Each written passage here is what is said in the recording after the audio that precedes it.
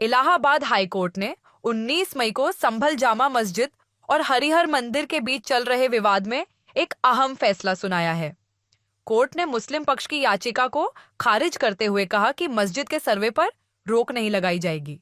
इस फैसले पर वकील गोपाल शर्मा ने कहा कि 19 नवंबर 2024 को हमने याचिका दायर की थी। देखिए 19/11/24 को जो हमने बात दायर किया था उसमें सर्वे का आदेश हुआ था। उस आदेश के विरुद्ध सर्वप्रथम तो ये माननीय उच्चतम न्यायालय गए। उच्चतम न्यायालय ने वो रिट इनकी ट्रांसफर टू हाई कोर्ट कर दी। उसी याचिका की सुनवाई का निर्णय था।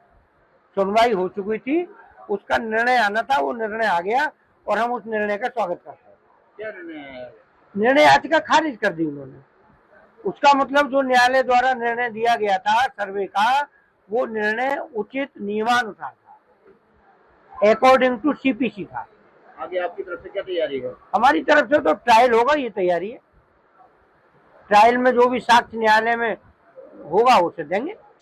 कोर्ट ने सर्वेक्षण का आदेश दिया था। कोर्ट के इस फैसले पर वकील विष्णु शंकर जैन ने कहा कि जिन भी लोगों ने कोर्ट और पूरे प्रक्रिया की मर्यादा पर सवाल उठाए थे, उन्हें कोर्ट ने अपने फैसले से पूर्ण विराम लगा दिया है। देखिए, बहुत ही महत्वपूर्ण निर्णय है ऑनरेबल इलाहाबाद हाईकोर्ट का।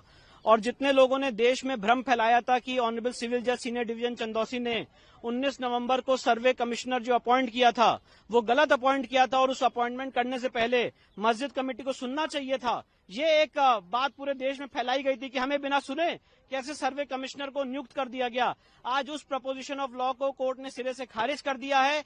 सिंपल प्रपोजिशन ऑफ लॉ है कि कोर्ट ऑर्डर 26 रूल 9 और 10 की पावर के एक्सरसाइज में सर्वे कमिश्नर नियुक्त कर सकती है। उस समय किसी को सुनने की कोई जरूरत नहीं है। लॉ का मैंडेट सिर्फ इतना है कि जब सर्वे कमिश्नर मौके पे सर्वे करने जाएंगे तब वो दोनों पक्षों को उनकी मौजूदगी में सर्वे करेंगे, जो यहाँ पे 19 और 24 नवंबर को दोनों दिन फॉलो किया गया था। तो जो बड़े बड़े बैरिस्टर और पार्लियामेंटेरियंस हैं जिन्होंने कोर्ट की मर्यादा पे, इस पूरी प्रक्रिया की मर्यादा पे, पार्टीज की मर्यादा पे कमेंट किए थे, आज एक वेल रीजन जजमेंट से उसको कहीं ना कहीं पूर्ण विराम लगा है। जो सर्वे की रिपोर्ट सील कवर में फाइल की गई है उसके स्टे वेकेशन के लिए हम सुप्रीम कोर्ट आएंगे।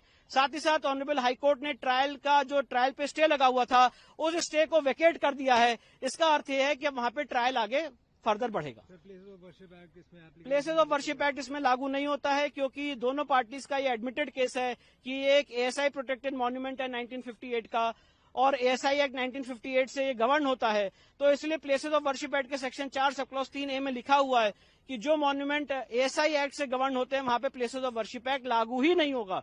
इसलिए यहाँ पे प्लेसेस ऑफ वर्शिप एक्ट ना लागू होता है और ना सुप्रीम कोर्ट का 12 दिसंबर का ऑर्डर लागू होता है। तो वहीं कोर्ट के इस फैसले के बाद स्थानीय लोगों की मिलीजुली प्रतिक्रिया रही और कोर्ट के फैसले को सम्मान देने की बात कही।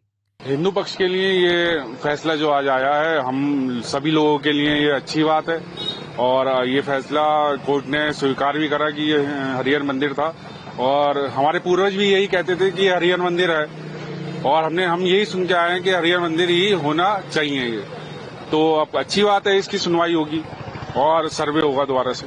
तो जो कोर्ट का फैसला आएगा वो तो मान्य होगा कैसे? नहीं, क्यों नहीं मान्य होगा? जब कोर्ट का फैसला आए तो उसमें कुछ न कुछ तथ्य सच है। जो कोर्ट का फैसला आया है कोर्ट ने भी सुन के ही बोला होगा। मस्जिद थी, मस्जिद रहेगी, मस्जिद ही है वो, तो मस्जिद ही है, मस्जिद थी, पहले कभी मंदिर नहीं था वो। ये तो बस बनाई गई बात है। तो आगे क्या नीति रहेगी? अब वो जैसे मतलब जो होगी कानून कार्रवाई वो तो होगी। सनातन धर्मी ने हमेशा कोर्ट का सम्मान किया है और हमेशा करता रहेगा। अगर ये फैसला पक्ष में आता है तब भी हम सम्मान करते हैं और विपक्ष में आता है तब भी हम उसे उसी ही सम्मान से देखते हैं।